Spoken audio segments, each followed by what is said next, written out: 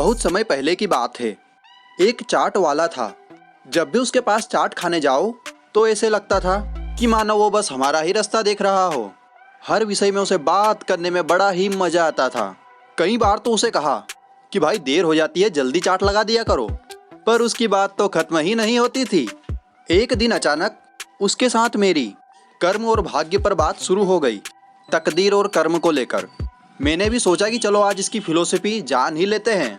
और फिर मैंने उससे एक सवाल पूछा कि आदमी कर्म से आगे बढ़ता है या भाग्य से, मतलब कि मेहनत करने से आगे बढ़ेगा या फिर किस्मत से आगे बढ़ेगा। और फिर उसने जो जवाब दिया, उस जवाब को सुनकर मेरे दिमाग के सारे पुर्जे के हिल गए, यानी कि सारे के सारे जाले साफ हो गए। उस चाट वाले ने मुझसे कहा कि तुम्हारा किसी बैंक में लॉकर है? मैंने कहा कि हाँ। तो उस चाट वाले ने मुझसे कहा कि उस लॉकर की चाबियां ही आपके सवाल का जवाब है। हर लॉकर की 2 चाबियां होती है, एक आपके पास और दूसरी आपके बैंक मैनेजर के पास।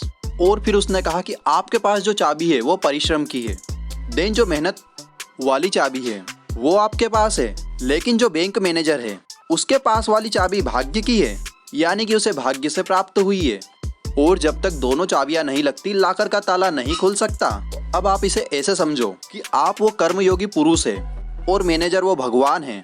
आपको अपनी चाबी भी लगाते रहना चाहिए, पता नहीं ऊपर वाला कब अपनी चाबी लगा दे। कहीं ऐसा ना हो कि भगवान अपनी भाग्यशाली चाबी लगा रहा हो और हम अपनी परिश्रम वाली चाबी ही लगा ना पाएं और ताला खुलने से रह जाए। मतलब कि मेहनत करना हमारे हाथ में है और किस्मत की चाबी लगाना भगवान के हाथ में है। तो अब दीजिए अपने स्टोरी वाला दोस्त को इजाज़त।